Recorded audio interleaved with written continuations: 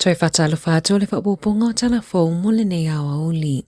Ua whaamawina le si itia mawanunga o le numero wala au mo ta awale fale mai I le lua whelua lima. I whaamaumaunga mai ta awale fale mai po ambulance I a New Zealand atoa. Na whaamawina ai e tusa ma le fitu se lau ma le ono afe, se lau iwa sfulu wala au. Na whaao atu I le tausanga taluai, awala atu I le numera tasi. Tolus pasene na si itia I le numera, pe afa atusa I le 5 tausanga o tuanai. E 5 se lau 5 sfultasi afe tolu se lau iwa whaalawelawe whaafuasei, ae wha se lau 5 sfulu iwa afe, walu se lau fitu se fulu, na o atu I aile au nanga tali atu I whaalawelawe whaafuasei. Whaaliere pule lango o le St. John, Dan Oz, o mata upu pito I tele e tali atu I aile au nanga, e tele lava I tangata e manunua pe asu sulu, pe pa u foi, ai o whaalawelawe e mawhai ona fō ia. O isi whaalawelawe ua whaatuputupula ia, o whaalawelawe I tangata malilemo, whaapea whaalawelawe tauta avale I lungo le ala tele. E se fulu ono awhenga luenga I le kamupani Amelika al Amazon ua fuafua e whaamuta, ai whaalangolango ala taunga luenga I le AI. I li poti mai a o ke topa na whaailo ai, e tusama le tolus fulu awhenga luenga ua fuafua e ave ese, e au fia I le se fulu pasene mai le tolu se lau 5 fulu afe o ngā luenga I ofisa, ai le a whaina I ngā luenga I tua, le e whaafai ngā luenga I nai le tasi tesi ma le 5 miliona o ana tangata whai ngā luenga. O le asona na fina whaalawi ai e Judith Collins, lona whaamawai mai I upu whai o mālo, na whaasila le palemia Christopher Luxon. Ua whidifilia Collins e avea ma peresideni o komisia I loiloina vaenga o le tula fono New Zealand, lea e whaasino atu e le minista e iloilo. Na whaamaunia le ofisa o le palemia, o le a whaawau pea ona tau ave e Collins ona tofinga whaafai pule, se ia a mata I lana ngaluenga fau I le o ngā tutono le tausanga nei. O Collins na ulufale I upu whai o mālo I le lua afe ma le lua. Ma o i o se tasi o sui whai pule tamaita ai pito sili o na leva I tutono o le palemene. O Collins e lau I loa I le tele o lona to mai I upu whai o mālo, ma le mālo si o lona leo e fina wai I mata upu ma ale. I se saunoanga Collins na ia ta uai, ua lava lona sao malana tautua mo le palemene o New Zealand, ma e momoli lona nganga whaafetai I lona I tu mālo o Papakura mo le lango a oi ai le palemene.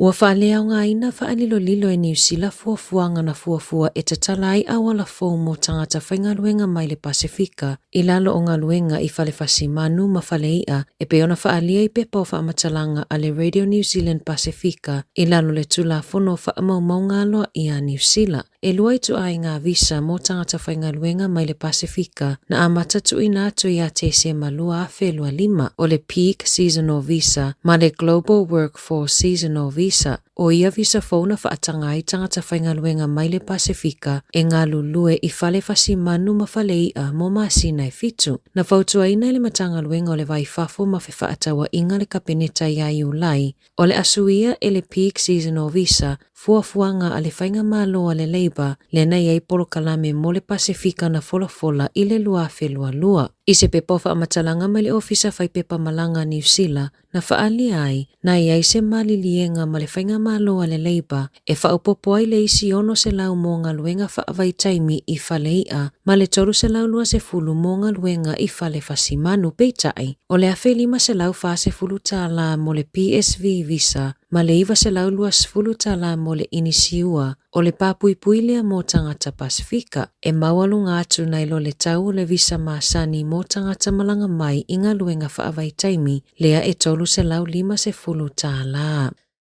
E tolu aso ia Februari ua fuafua le au whainga luenga ale e New Zealand lea ngā lulue lungo le pi fitu ma le pi fitu e le whainga luenga ai o se vaenga o la lato te o le aso se fulu tasi, se fulu lua ma le se fulu tolu o Februari ua fuafua ai lea te. Whaalia le asosio tangata whainga luenga e lungo wa alele New Zealand ua whaupopo le tele o ngā luenga ale au whainga luenga e lungo wa alele e le mamao e tolus fulu walu afe futu I le ea o le wa aia le leilea o tangata malanga. Ele o lava le tutongi o lo o tutongi ina tuai ele ea New Zealand I tangata whainga luenga I lungo wa alele I malanga whaavao malo. Ua le wauna fina wina ele au whainga luenga o lato tutongi ma ole a whaau wau ona te e tusa ai mali poti.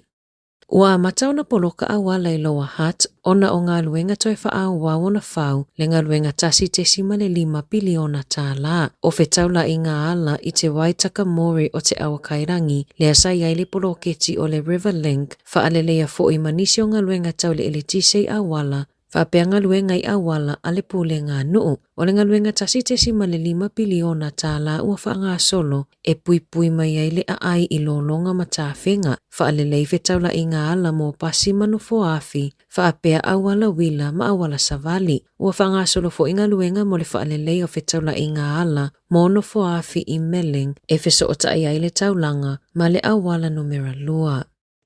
E tolu asa o tausa ilia le tau lea fase furufitu tausanga lea na tawhea malana ta avale, ina ua ia kolosi I le vai o loopa I Mahurangi River. Na lipotia na whai malanga te kani maheu aropati malona tei, e anga ilinga nuenga I se nofuanga la tāne, ai mawai I tāwhenga. Na tūlei aropati whafolo na tei, lea nā lai o na sao, ai tawhea ia I le ta avale. E pea ma le luaselau mita I tutono le vai na mawai elo na uso, pe ona iai I li poti.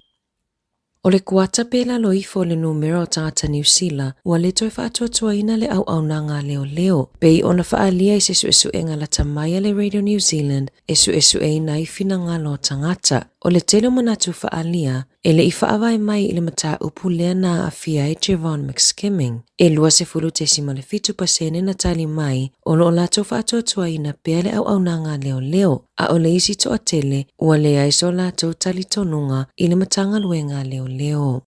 O le whai ungo le masina fōu e amatafa amamalui nai tu la fono fōu mo tangata sitiseni I Peretania. O le amo o mia le iai o le tusfolau Peretania mo tangata sitiseni. E whai malanga ai I Peretania, pe au fuafue asi le atunuu. Pe ona iai se folasanga ale komisina mawalunga o Peretania I New Zealand, iai ona Thomas I le asona nafi. E toa teleta mai tima tupulanga talavou, o le awha awhainga tau na whai malanga I Peretania, pe awhai na whananau I New Zealand, mai I mātua I umia sitiseni Peretania. Saunoa Thomas, o le ale mawhai ona whaonga se ETA, pe ale ai se tusifolau Peretania.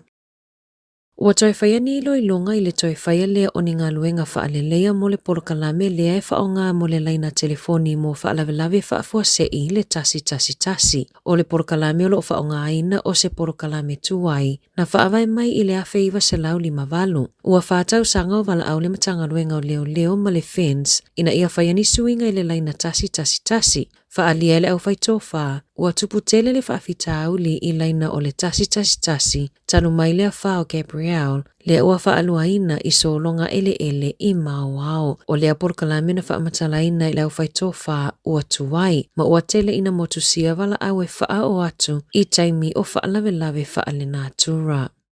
Ua whaadile le fia o tangata no nofo la talata I whanua tanu I o tahuhu I Aukilani, o na ole tele o la pisi e la foa ai I whanua tanu. O le aso luole vai aso neina mawai e se tangata e nofo la talata I le whanua tanu, ni mea whale tuwai o lo o la foa ai I le whanua tanu. Na whaaliere pule ngānu o Aukilani, e whaase lauta la e whaasalai tangata pe a maua o la foa I la pisi, I nofoanga whai tele. Tala fōwia mai le si ufofonga o le lau mua mo le nei vaenga o le awa uli.